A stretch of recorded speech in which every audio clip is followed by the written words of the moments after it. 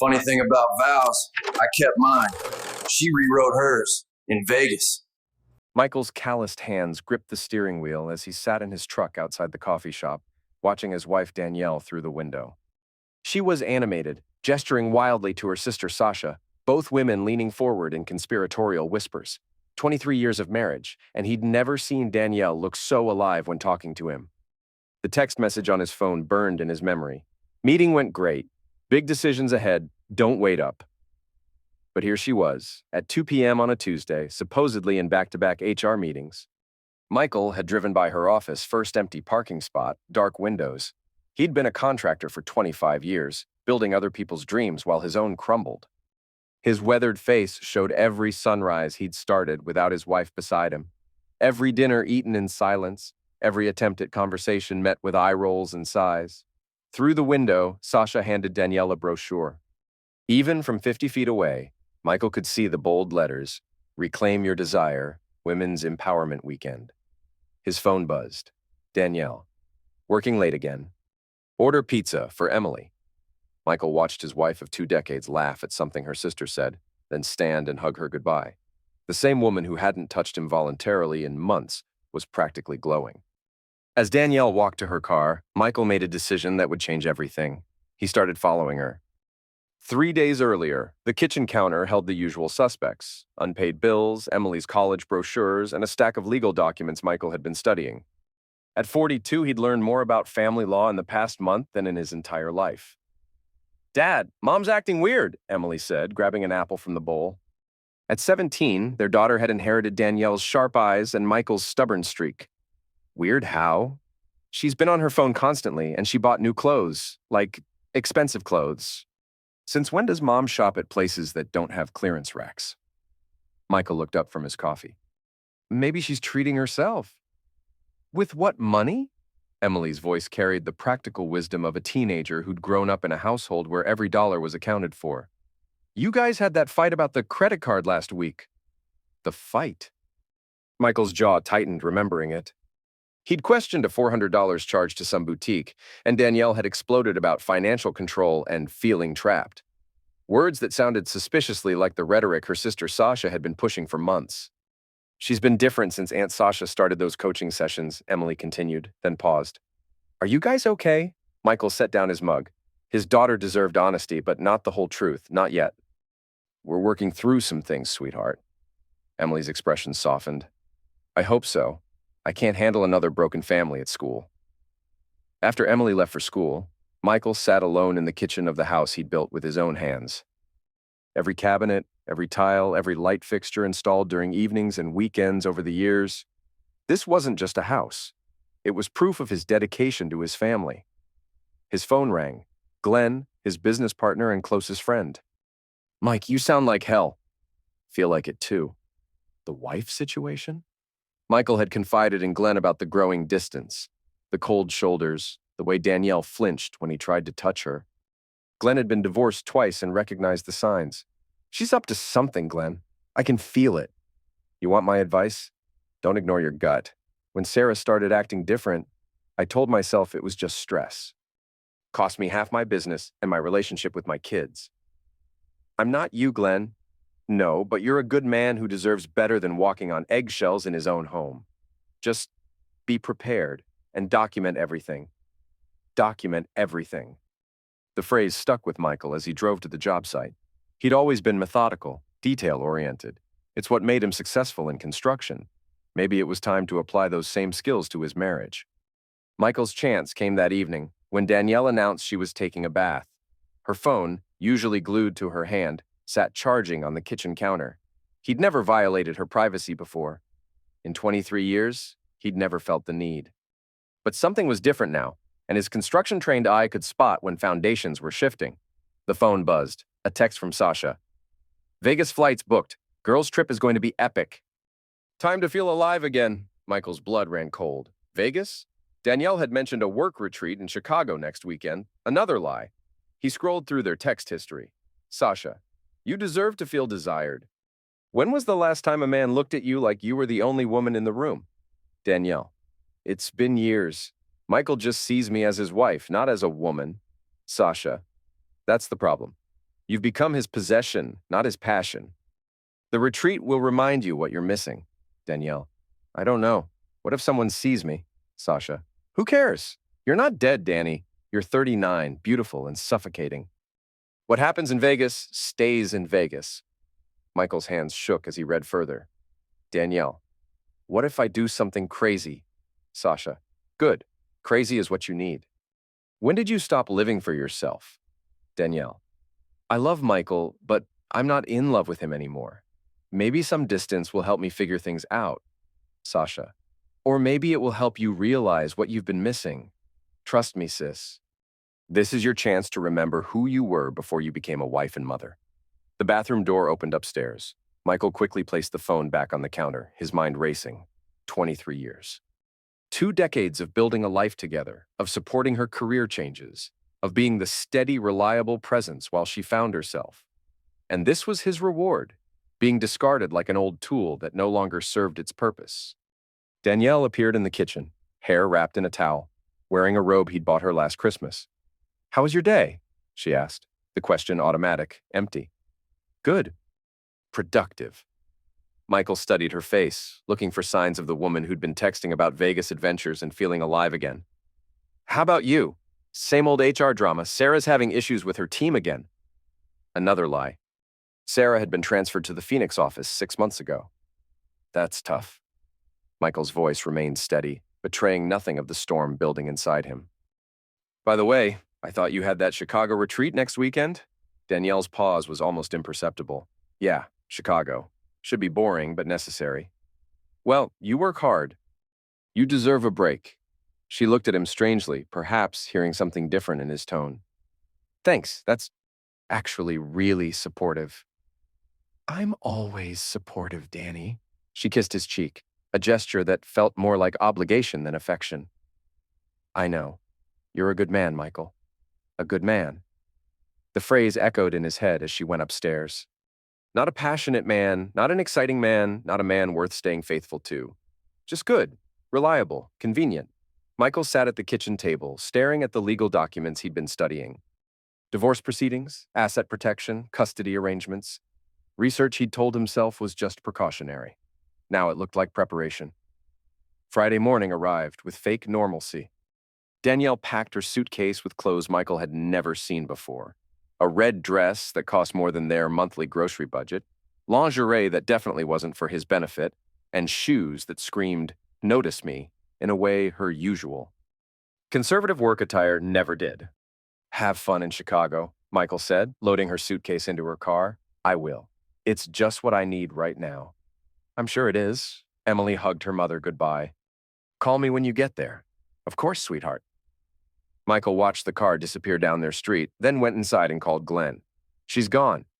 Time to find out what I'm really dealing with. You sure about this, Mike? I've been sure since Tuesday. I just needed to accept it. Glenn arrived an hour later with equipment Michael hadn't known existed.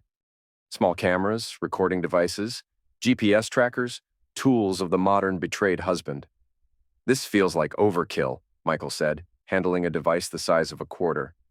Sarah cleaned out our joint account while I was at work. Took the kids to her mother's and filed a restraining order claiming I was abusive. By the time I figured out what was happening, she'd already moved in with her yoga instructor. Glenn's voice carried the weight of experience. Trust me, Mike. Hope for the best, prepare for the worst. They spent the afternoon installing hidden cameras in common areas of the house, backing up computer files and copying financial records. Everything legal, everything documented, everything admissible in court. Michael felt like he was preparing for war in his own home. That evening, Emily noticed the tension. Dad, you're being weird. How so? You keep looking at your phone. And you clean the whole house. You only clean when you're stressed. Michael's daughter was too perceptive for her own good. Your mom's away. Seemed like a good time to catch up on things. Is everything okay between you two? The question hung in the air. Michael wanted to protect his daughter from the truth, but he also couldn't keep pretending everything was normal. We're going through a rough patch, Em. These things happen in marriages. Are you getting divorced? The directness of the question caught him off guard. I don't know, I hope not. Emily sat down beside him on the couch. I heard you and Mom fighting last week. About money and other stuff. What other stuff? About how she feels trapped. About how she wants to find herself or whatever. Emily's voice carried a teenager's disdain for adult drama. It's so stupid. She has a good job, a nice house, a family that loves her. What more does she want? Michael looked at his daughter, so young, so sure that love should be enough. Sometimes people change, sweetheart. Sometimes they want different things. But you didn't change. You're still the same dad who taught me to change a tire and helped me with math homework and built my treehouse. Maybe that's the problem. Emily frowned. That's not a problem, Dad. That's who you are. If Mom can't see that, then she's the one with the problem. Michael's phone buzzed. A text from Danielle. Landed safely. Hotel is nice. Miss you. The casualness of the lie was almost insulting. Michael had checked flight records. No flights from their city to Chicago that evening. But there had been flights to Las Vegas. Dad? You okay? Michael looked at his daughter, this beautiful, intelligent young woman who still believed in the fairy tale of forever love. How long before life taught her that sometimes the good guys finish last? I'm fine, Em. Just tired. Why don't you call Mom? Tell her you love her. Maybe later. But Michael wouldn't be calling. Instead, he'd be waiting and watching and planning for whatever came next. Saturday night, Michael sat in his workshop, a converted garage space where he'd spent countless hours on projects over the years. The familiar smell of sawdust and oil should have been comforting, but tonight it felt like a sanctuary for planning. His phone buzzed with photos from Danielle's Chicago retreat. Professional shots of her and Sasha at various Vegas landmarks, the Bellagio fountains, the Strip, casino floors. She wasn't even trying to hide it anymore. Glenn had been right. When spouses stopped being careful about their lies, it meant they'd already made their decision. Michael opened his laptop and began typing. Not angry rants or emotional outbursts, but careful documentation. Times, dates, bank statements, text messages, photographs, a methodical record of deception. The legal research he'd been doing for weeks finally made sense. Property division, alimony calculations, custody arrangements.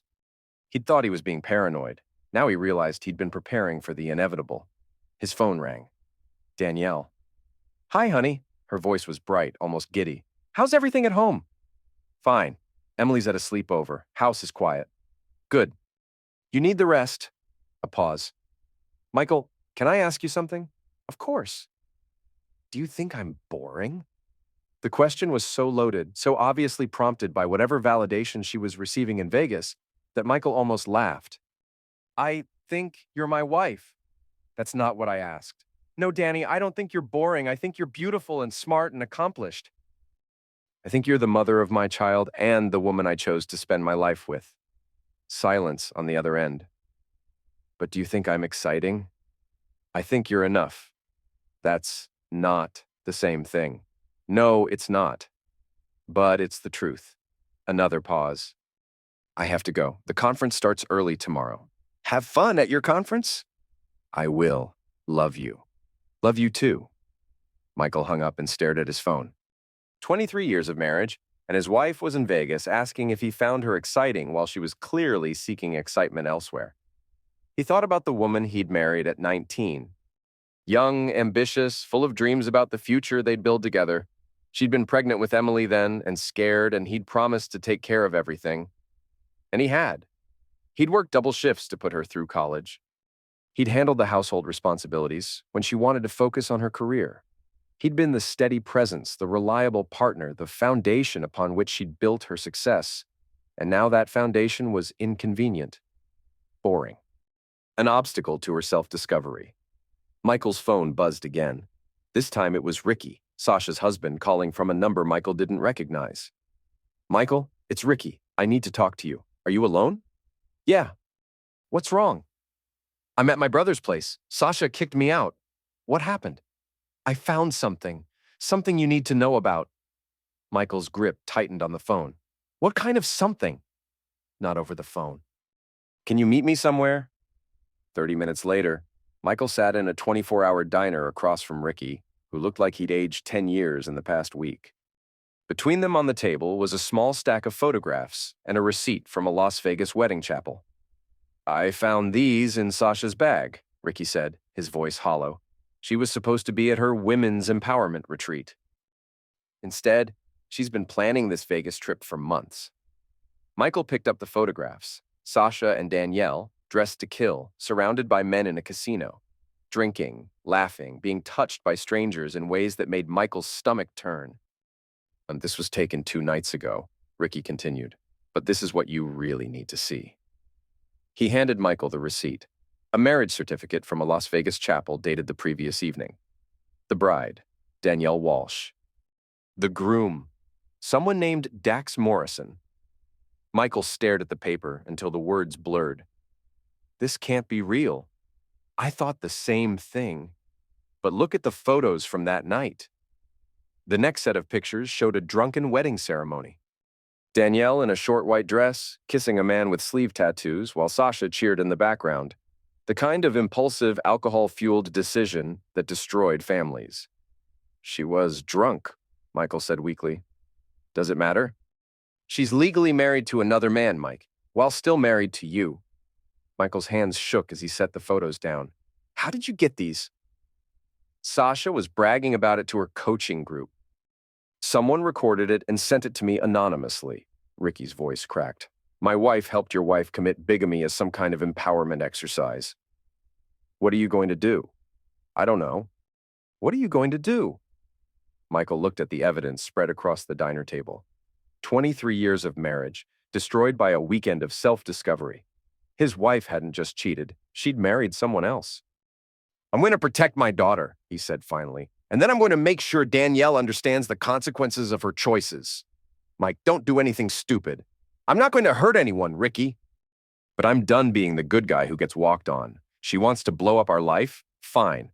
But she's going to find out what happens when you push a patient man too far." Michael gathered the photographs and stood up. "Thank you for this. I know it wasn't easy. Just be careful, okay? Angry people make mistakes." "I'm not angry, Ricky. I'm disappointed." "And disappointed people make plans." Sunday evening, Danielle returned from her Chicago retreat, looking refreshed and happy in a way that made Michael's chest tighten. She'd clearly had the time of her life while destroying his. "How was the conference?" he asked, helping her with her suitcase. "Productive, really productive." She was practically glowing. "I learned a lot about myself." "I'm sure you did." Emily ran downstairs to greet her mother, full of questions about the trip. Danielle's answers were smooth, practiced, sprinkled with just enough details to seem believable to a teenager. "Mom, you look different," Emily said. "Like, happier. I feel happier. Sometimes you need to get away to remember who you are." Michael watched this performance with new eyes. His wife had always been skilled at managing people. It's what made her successful in HR. Now he was seeing those skills turned against his own family.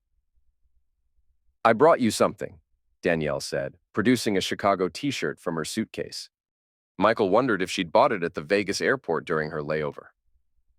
That night, after Emily had gone to bed, Danielle seemed unusually affectionate. She sat close to Michael on the couch, resting her head on his shoulder like she used to do when they were young. "I missed you," she said. "Did you?" "Of course. You're my husband." "Your only husband?" Danielle pulled back slightly. "What kind of question is that? The kind of question a man asks when he wants to be sure." "Michael, you're being weird." "Am I, or am I just being careful?" Danielle studied his face. "Careful about what? About believing everything I'm told?" "I don't understand." Michael reached for his phone and pulled up one of the photos Ricky had given him. Danielle at a casino laughing with a man who definitely wasn't her husband. Danielle's face went white. "Where did you get that?" "Does it matter? The question is, how do I have a photo of my wife with another man when she was supposed to be at a business conference?" "I can explain." "Can you?" "Because I'm very interested in hearing how you explain this." Michael showed her the marriage certificate. Danielle's composure cracked completely. "Michael, I was drunk. It wasn't real. It was just a stupid joke. A joke that's legally binding in Nevada. Doesn't mean anything. It means you're married to 2 men at the same time. That's called bigamy, Danny." "It's a felony." Danielle started crying, the kind of tears that come when consequences finally catch up with choices. I never meant for this to happen. Sasha said it would be fun, harmless. Sasha isn't married to me. You are.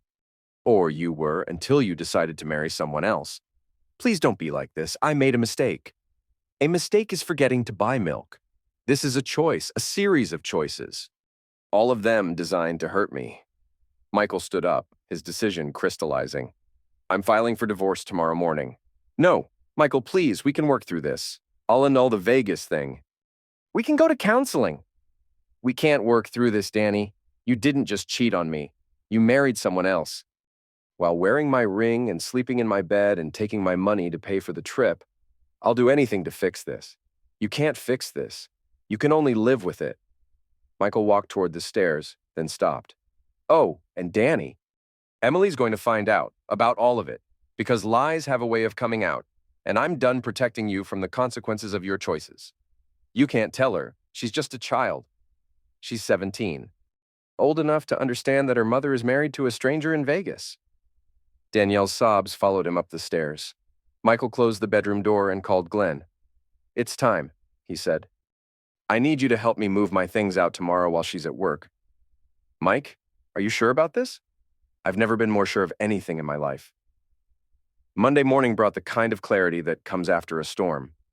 Michael had spent the night in his workshop, not because he was avoiding confrontation, but because he was planning his next moves with the methodical precision that had made him successful in business. Danielle left for work early, probably hoping to avoid another conversation. Emily noticed the tension immediately. Dad, what's wrong? You look like you haven't slept. I haven't. Your mother and I had a serious talk last night. About what? Michael had dreaded this moment, but his daughter deserved honesty. About her trip to Vegas? Emily's face scrunched in confusion. Vegas? I thought she went to Chicago. She lied about that. She went to Vegas with Aunt Sasha for a girls' weekend. So, why is that a big deal? Because she got married while she was there. Emily stared at him. What do you mean married? I mean, she married another man in a Vegas chapel, while still married to me. The color drained from Emily's face. That's not possible. People can't be married to two people at once. They can't legally.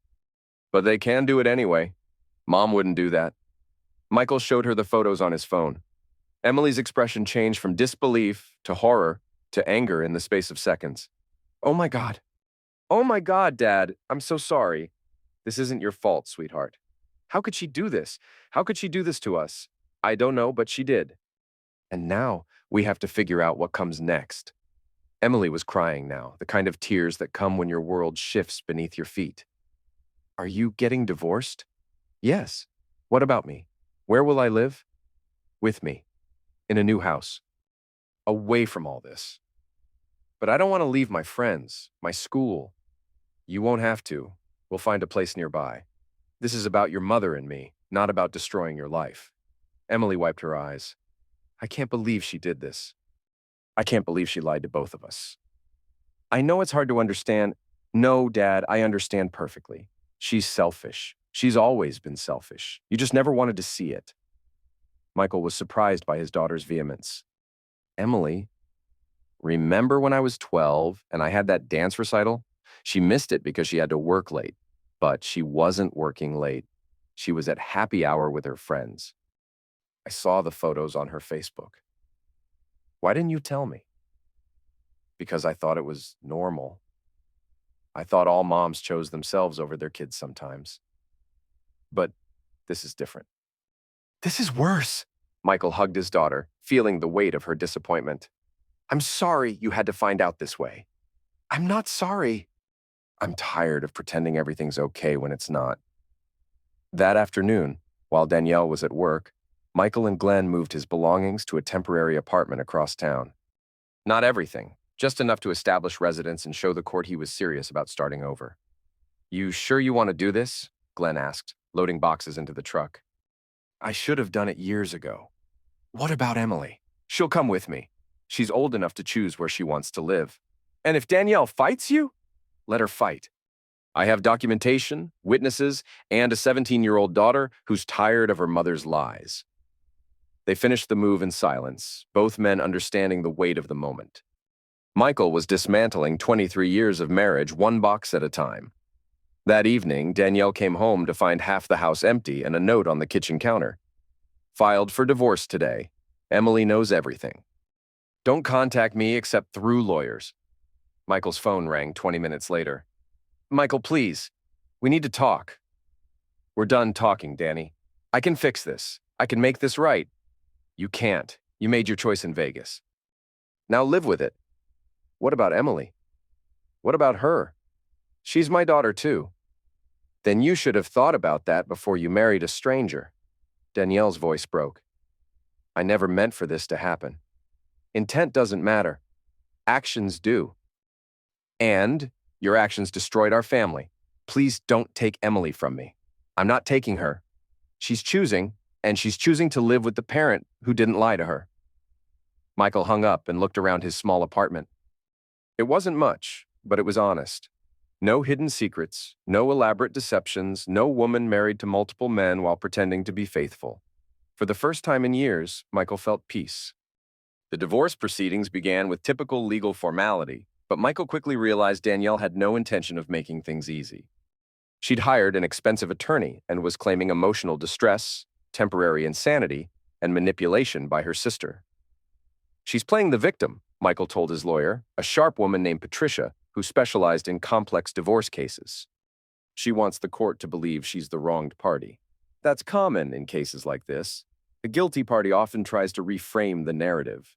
Patricia reviewed the evidence Michael had provided. But we have documentation, witnesses, and a clear timeline of deception. Plus, the bigamy charge is serious. What about Emily? She's 17. In this state, she can choose which parent to live with. And based on her written statement, she's made her choice clear. Danielle's strategy became apparent during the first mediation session. She claimed Michael had been emotionally distant, financially controlling, and unsupportive of her personal growth. The Vegas marriage was a cry for help, a desperate attempt to feel alive in a dead marriage. It was a mistake, she said, tears streaming down her face. I was drunk, confused, and listening to bad advice. I never meant to hurt anyone. Michael watched this performance with clinical detachment. This was the woman who'd shared his bed for over 2 decades, who'd helped him raise their daughter, who'd built a life with him. Now she was lying to a mediator with the same skill she'd used to lie to him. Mrs. Walsh, the mediator said gently, can you explain why you told your husband you were going to Chicago when you were actually going to Las Vegas? I was afraid he wouldn't understand. He's very traditional, very controlling about money and my friendships. Is that why you used the joint credit card to pay for the trip without discussing it with him? Danielle's lawyer jumped in. My client was in an emotionally vulnerable state. She made impulsive decisions that she now regrets. Regrets don't change the legal reality, Patricia responded. Mrs. Walsh committed bigamy. She's legally married to 2 men simultaneously. This isn't a case of emotional distress. It's a case of criminal behavior. The session ended with no resolution, but Michael felt confident. Truth was a powerful ally, and he had it on his side. That evening, Emily called him from a friend's house. Dad, Mom's been calling me all day. She wants me to come home and talk. What did you tell her? That I'm staying with you. She started crying and saying I was breaking her heart. How do you feel about that? Angry. She broke my heart first. She broke our whole family. Now she wants me to feel sorry for her? Michael was amazed by his daughter's maturity. You don't have to feel anything you don't want to feel, Em. I know, but I hate that she put me in this position. I hate that I have to choose sides. You're not choosing sides. You're choosing honesty over lies. It still hurts. I know, sweetheart, but hurt feelings heal. Broken trust takes much longer. 3 weeks into the divorce proceedings, Michael received a call from Dax Morrison, Danielle's accidental Vegas husband. Mr. Walsh, this is Dax. I think we need to talk. I'm listening. Your wife has been calling me a lot. She wants me to say the marriage was fake, that we never signed the papers, that it was all a joke. What have you told her? The truth. That I was drunk, but I remember signing papers. That I woke up married to a stranger and it's been a nightmare ever since. Are you willing to testify to that? If it helps end this mess, yes. I want out of this marriage as much as you want out of yours. Michael felt the pieces of his case falling into place. Thank you. My lawyer will be in touch. Mr. Walsh? For what it's worth, I'm sorry. I didn't know she was married. She told me she was divorced. She told a lot of people a lot of things. Don't blame yourself for believing her. After hanging up, Michael sat in his apartment and allowed himself a moment of satisfaction. Danielle had created this mess through deception and selfish choices. Now she was discovering that lies had consequences, and those consequences couldn't be charmed away or explained away or cried away. Justice might be slow, but it was coming. The divorce hearing was scheduled for a Thursday morning in early November. Michael arrived at the courthouse in his best suit, carrying a folder of evidence that documented 2 decades of marriage and 1 weekend of betrayal. Emily had asked to testify on his behalf, despite Patricia's advice that it might be traumatic for a teenager. I need to tell the truth, Emily had said. Mom lied to everyone. Someone needs to be honest. Danielle sat across the courtroom with her lawyer, wearing a conservative dress that made her look vulnerable and wronged. Her parents flanked her, both shooting hostile looks at Michael as if he was the villain in this story. The judge, a middle-aged woman named Sarah Coleman, called the session to order. This is a dissolution of marriage hearing for Michael and Danielle Walsh. The primary issues are asset division, spousal support, and custody arrangements for the minor child, Emily Walsh. Patricia stood to present Michael's case. Your Honor, this marriage ended when Mrs. Walsh traveled to Las Vegas and married another man while still legally married to my client. This wasn't a momentary lapse in judgment. It was the culmination of months of deception and infidelity. She presented the evidence methodically. The text messages, the photos, the marriage certificate, the credit card statements showing the trip. Was paid for with joint funds. Mrs. Walsh told her husband she was attending a business conference in Chicago. Instead, she was in Las Vegas, engaging in behavior that ultimately led to her committing bigamy. She returned home and continued the deception until my client discovered the truth through a third party. Danielle's lawyer, a smooth-talking man named William Hayes, painted a different picture. Your Honor, my client was trapped in a loveless marriage with a man who had become distant and controlling. The Las Vegas incident was a desperate cry for help from a woman who felt suffocated in her own home. While she admits to poor judgment, she maintains that the marriage ceremony was not intended to be legally binding. Intent doesn't matter, Patricia countered. The marriage is legally binding under Nevada law. Mrs. Walsh is guilty of bigamy, which is a felony in this state. Judge Coleman reviewed the evidence carefully. Mr. Morrison, please stand. Dax Morrison, the accidental groom, stood nervously in the witness box. He was younger than Michael had expected, with the kind of casual confidence that came from a life without serious responsibilities. Mr. Morrison, can you describe the events of the evening in question? We met at a casino bar. Danielle, Mrs. Walsh, told me she was recently divorced and visiting Vegas with her sister. We drank a lot, and someone suggested we get married as a joke, but we actually went through with it. Did you sign legal documents? Yes. I was drunk, but I remember signing papers. I woke up the next morning with a marriage certificate. Did Mrs. Walsh tell you she was already married? No, she specifically said she was divorced. Judge Coleman made notes. Mrs. Walsh, you may respond. Danielle stood, her voice shaking. I was drunk and confused. I told him I was divorced because that's how I felt emotionally. My marriage to Michael had been dead for years. But you were legally married to Mr. Walsh at the time? Yes, but that's sufficient. Please be seated. Emily was called next.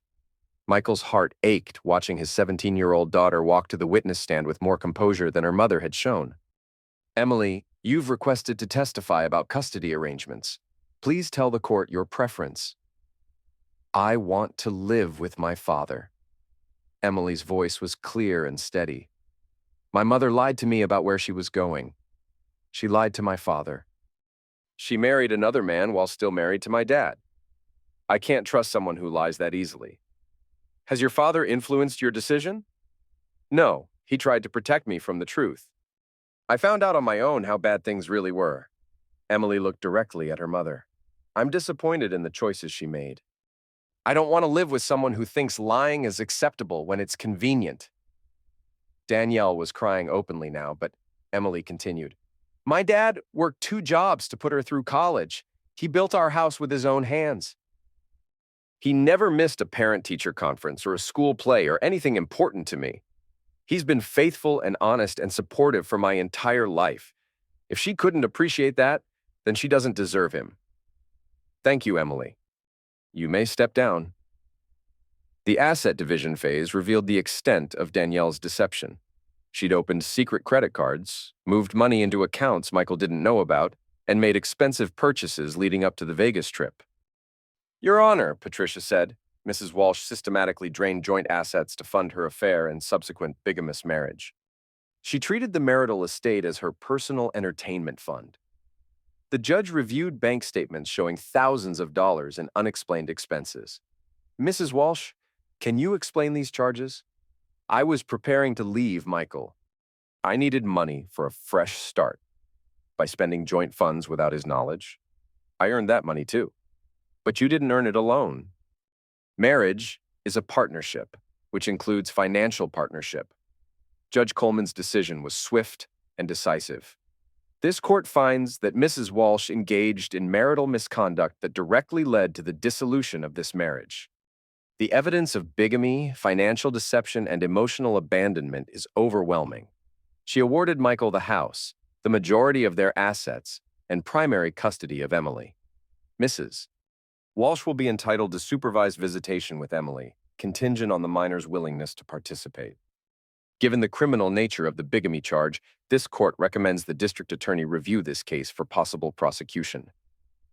As they left the courthouse, Danielle's parents confronted Michael in the parking lot. You vindictive bastard, Danielle's father snarled. You destroyed my daughter's life. I didn't destroy anything, Michael replied calmly. Your daughter made her choices. I just documented them. She made a mistake. She committed a felony. There's a difference. Danielle's mother grabbed his arm. Please, Michael. She's sorry. Can't you forgive her? Michael looked at this woman who'd raised the person he'd once loved more than life itself. I forgave her years of emotional distance. I forgave her spending our money without discussion. I forgave her lies about working late when she was out with friends. But I can't forgive her marrying another man. Some lines, once crossed, can't be uncrossed. What about Emily? She needs her mother. Emily is 17 years old and capable of making her own decisions. She chose honesty over lies. Maybe you should ask yourselves why. 6 months later, Michael stood in the kitchen of his new house, a modest 3-bedroom home, 15 minutes from Emily's school. It wasn't as large as the house he'd built with his own hands, but it felt more like home than anywhere he'd lived in years. Emily was cooking dinner, something she'd learned to do out of necessity but had grown to enjoy. She'd matured enormously through the divorce, developing a strength and independence that both impressed and worried Michael. Dad, Mom called again today, Emily said, stirring pasta sauce. What did she say? The usual. She's sorry. She wants to make things right. She misses me. How do you feel about that? Emily considered the question. Sad, mostly. I miss the mom I thought I had. But I don't miss the person she actually turned out to be. You know you can see her anytime you want, right? The supervised visitation was just a legal formality. I know. I'm just not ready. Maybe someday, but not now. Michael's phone rang. It was Glenn. Mike, you sitting down? Should I be? Danielle got arrested. Michael felt Emily watching him. For what? The bigamy charge. District attorney finally filed. She's being held on $50,000 bail. Michael closed his eyes. Part of him felt vindicated. Part of him felt sad for the woman he'd once loved. What happens now? If convicted, she's looking at up to 5 years. Her lawyer's trying to work out a plea deal. After hanging up, Michael sat down across from Emily. Your mother's been arrested. Emily's face went through a series of emotions before settling on resigned sadness. For the Vegas thing? Yes. Good. Emily? No, Dad. I'm not going to pretend to be upset about this. She broke the law. She hurt people. Actions have consequences. Michael was constantly amazed by his daughter's maturity, but sometimes he worried she was growing up too fast, becoming too hard. It's okay to feel sad for her, even if you're angry. I do feel sad, but I also feel relieved. Maybe now she'll understand that she can't just do whatever she wants without thinking about how it affects other people. That evening, Michael sat on his back porch, looking at the small garden Emily had planted. Tomatoes, peppers, herbs, practical plants that would feed them rather than just look pretty. His phone buzzed with a text from an unknown number. "This is Sasha. We need to talk." Michael stared at the message for a long moment, then deleted it without responding.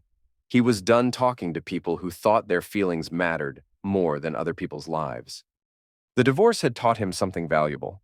He'd spent 23 years accommodating someone who saw his kindness as weakness, his stability as boredom, his faithfulness as lack of passion.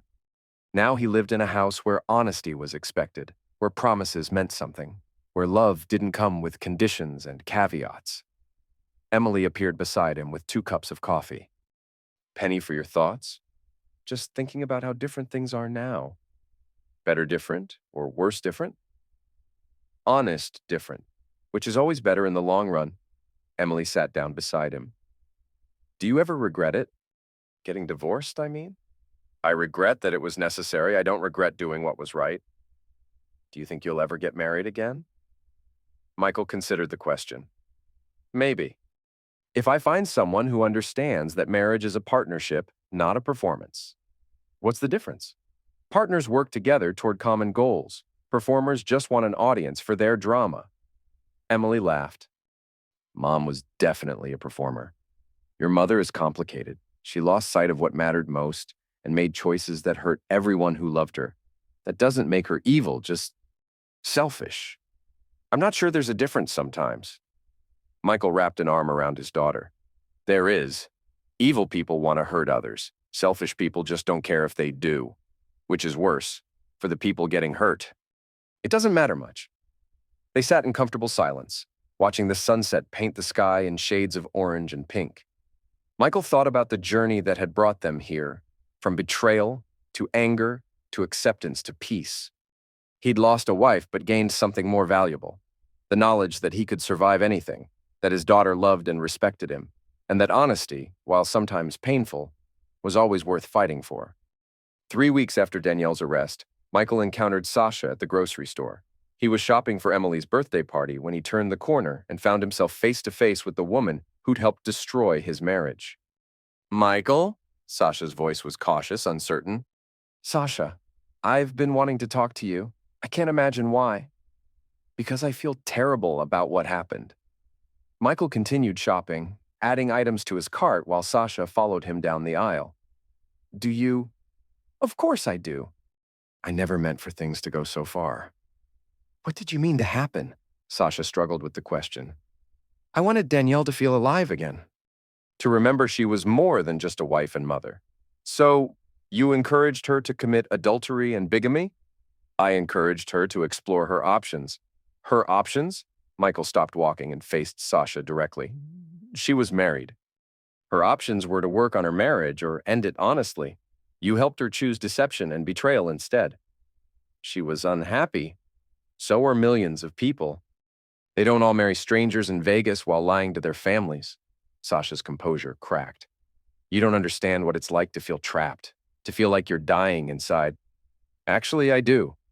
I felt that way for the last 3 years of my marriage.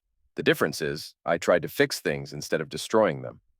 You were emotionally unavailable." "According to who? Danielle? The woman who lied about everything else?"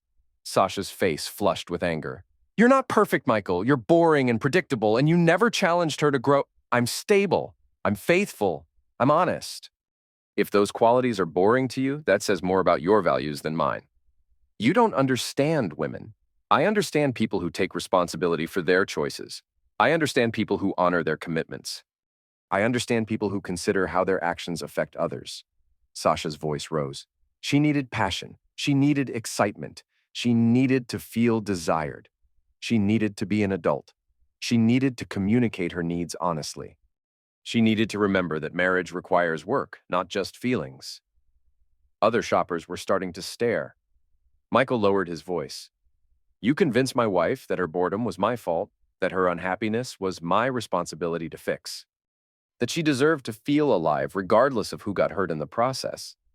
She did deserve to feel alive, at the expense of her daughter's trust, her husband's love, her own integrity. Sasha had no answer for that. You know what the saddest part is? Michael continued. Danielle and I could have worked through our problems if she'd been honest about them. We could have gone to counseling, changed our routines, found ways to reconnect. Instead, you convinced her that the solution was to blow everything up. I was trying to help. You were trying to validate your own choices by convincing her to make the same mistakes you did. Sasha's face went white. What do you mean? Ricky told me about your affairs, about the men you've been seeing while preaching about female empowerment. You're not helping women find themselves. You're recruiting them to join your misery. That's not true, isn't it? How many marriages have you helped destroy with your life coaching? How many families have suffered so you could feel better about your own infidelity? Sasha was crying now, but Michael felt no sympathy. My daughter trusted her mother and aunt to be good examples of womanhood. Instead, she learned that some women will lie, cheat, and betray anyone if it serves their purposes. Congratulations on that lesson. I never meant intent doesn't matter. Results do. And the result is that my 17-year-old daughter has trust issues because the women who were supposed to teach her about love and commitment showed her how to destroy both. Michael turned to walk away, then stopped. Oh, and Sasha? Stay away from my family. Emily doesn't need any more toxic influences in her life. He left Sasha standing in the cereal aisle, surrounded by curious shoppers and her own guilty conscience. Emily's 18th birthday party was a small affair, just close friends, Michael's sister Samantha and Glenn with his new girlfriend. They deliberately kept it low-key, focusing on celebrating Emily's transition to adulthood rather than dwelling on family drama. As they cleaned up afterward, Emily found Michael sitting on the back porch. Good party, Dad. I'm glad you enjoyed it. I got a card from Mom. Michael looked at his daughter carefully. How do you feel about that? Confused. She wrote about how sorry she is, how much she loves me, how she wants to make things right. Emily sat down beside him. Part of me wants to believe her. And the other part? The other part remembers that she said those things before. When she missed my dance recital, when she forgot my birthday dinner because she was at a work event, when she promised we'd spend more time together and then signed up for more committees and activities. People can change, Em. Can they? Or do they just get better at saying what people want to hear? Michael considered the question. At 18, Emily was asking the kinds of questions most people didn't wrestle with until much later in life. I think people can change if they genuinely understand why they need to. But change requires admitting you were wrong, not just sorry you got caught. Has Mom admitted she was wrong? She's admitted she made mistakes. That's different than admitting she was wrong. Emily nodded thoughtfully. I might visit her, after the trial, when things settle down. That's your choice to make. Are you okay with that? Emily, you're 18 now. You get to decide what relationships you want in your life and on what terms. I trust your judgment. What if I'm wrong? What if she hasn't changed and I just get hurt again? Then you'll have learned something valuable about protecting yourself. And you'll know I'm here if you need support. Emily leaned against his shoulder. I'm lucky to have you as a dad. I'm lucky to have you as a daughter. They sat quietly for a moment before Emily spoke again. Do you forgive her? I forgive the woman I married. I don't forgive the woman she became. What's the difference? The woman I married was young and scared and trying to build a life. The woman she became was selfish and dishonest and destructive.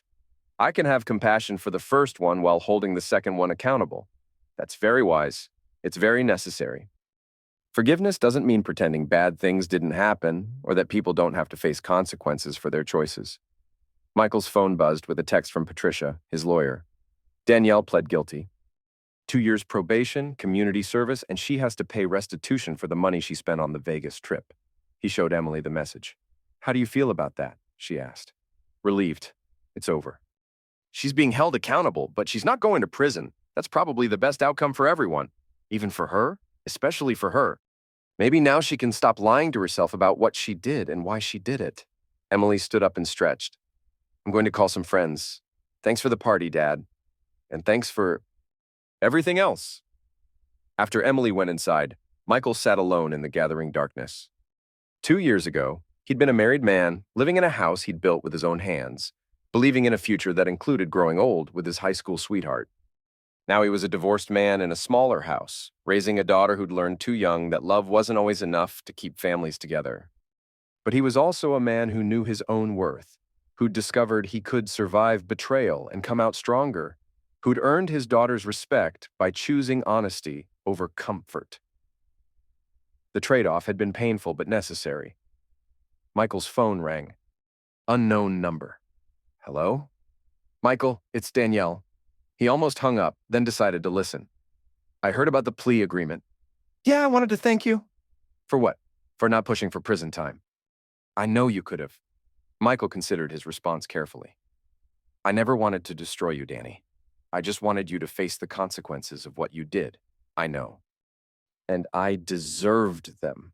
Her voice was different, smaller, more honest than he'd heard in years. I also wanted to apologize, not just for Vegas, but for everything. For taking you for granted, for making you feel like you weren't enough.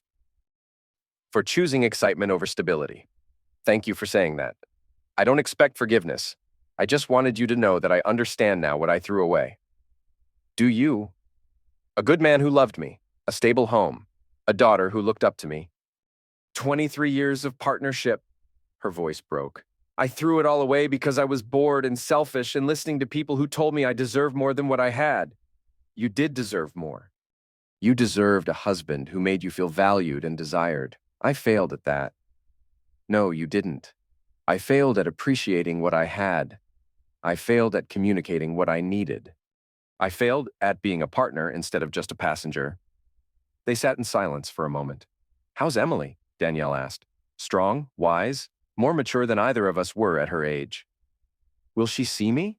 When she's ready. Don't push it. I won't. I've learned something about patience. Have you? Prison would have taught me faster, but probation is giving me time to figure out who I want to be now that I can't be who I was. After hanging up, Michael felt something he hadn't expected. Hope. Not hope for reconciliation. That ship had sailed the moment Danielle said "I do" to another man. But hope that she might actually learn from her mistakes, that Emily might eventually have a relationship with a mother who'd grown from this experience. Most importantly, hope that the cycle of lies and betrayal was finally broken. Michael stood in the kitchen of his house preparing dinner for Emily and her boyfriend Jake, a pre-med student she'd met at college. The conversation flowed easily between the three of them, touching on everything from Jake's MCAT prep to Emily's internship at a legal aid clinic. Dad, Jake wants to know about your divorce, Emily said with the casual directness that had become her trademark. Emily, Jake looked mortified. It's okay, Michael laughed. What do you want to know? She said you handled it like a boss, that you were strategic instead of just angry. I was angry, but anger without strategy is just noise. How did you stay so calm? Michael considered the question while plating dinner. I focused on what I could control. I couldn't control Danielle's choices, but I could control how I responded to them. That's incredibly mature, Jake said. It's incredibly necessary, Emily added. You should see him now. He's like a completely different person. How so? More confident, more selective about who he lets into his life, less willing to accept behavior that isn't acceptable. Michael smiled at his daughter's assessment. I learned that being a good person doesn't mean being a doormat. Are you dating anyone? Jake asked, then immediately looked embarrassed. Sorry, that's probably too personal. I am, actually. Her name is Lisa. She's a project manager for a construction company. We met through work. And? Emily prompted. And she's everything your mother wasn't. Honest, direct, supportive. She sees my stability as an asset, not a liability. When do we meet her? Soon. She's been nervous about meeting you. Why? Because she knows how important you are to me. She wants to make a good impression. Emily grinned. I like her already. After dinner, Jake helped with dishes while Emily called her mother. She'd been visiting Danielle regularly for the past 6 months, building a careful relationship based on honesty rather than obligation. How's Mom doing? Michael asked when Emily finished her call. Better. She's been seeing a therapist, working at a nonprofit, staying out of trouble. She asked about you. What did you tell her? That you're happy, that you're in love with someone who appreciates you, that you deserve better than what she gave you. How did she respond? She agreed. She said she's glad you found someone who sees your worth. Michael was surprised by this news. The Danielle he'd divorced would have been jealous, angry, possibly vindictive. Maybe people really could change.